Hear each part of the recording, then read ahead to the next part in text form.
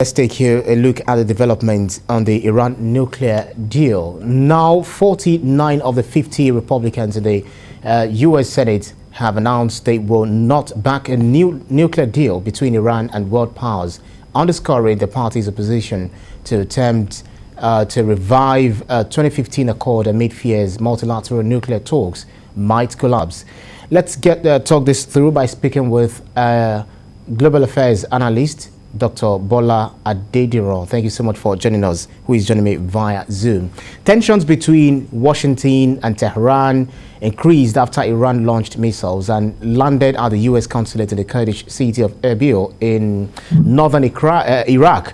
What do you make of the U.S. Republican senators saying they will not back Iran nuclear deal?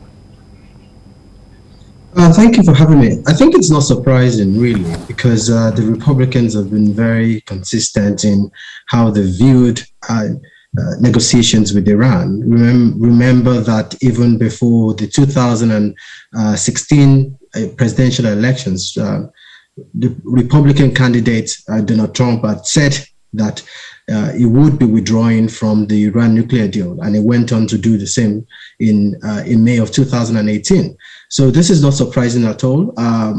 What is very surprising, actually, is that Iran has not made a huge deal out of this, because technically, because this agreement, if it's passed, if it comes into law and the Biden administration goes on with it, it would be it will come into law as a result of an executive order. It is not going to be seen as an international treaty, which will be passed by the Congress, and therefore it will be open to the kind of action that we saw under Donald Trump, which is that a new Republican government after the next presidential election can actually, in fact, withdraw from the nuclear treaty.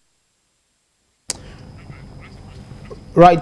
Quickly, Dr. Bola, we have to quickly get your thoughts on these very quickly, as brief as you can. You know, Russia was trying to up the ante, but then Democrats now hold slim majorities in both chambers, but the Republican opposition ensures Congress cannot adopt any nuclear agreement with Iran as a permanent treaty. So, but how sacrosanct is this deal to the United States, or particularly the world? Well, it's an important deal, obviously, because for the Iranians, it allows them to re-enter certain financial and business sanctions that have been imposed on them. They have the opportunity to have those lifted. For other world powers, it gives them the kind of security guarantee that they want from Iran.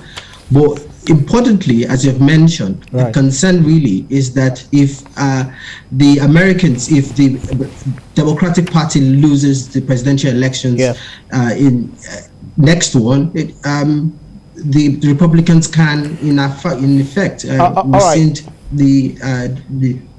All right, I'm afraid, you know, apologies to you. We'll definitely continue to talk about these. International Affairs Analyst Dr. Bola Adediran. We've got breaking news that really have to join so quick. Thank you so much for your insight.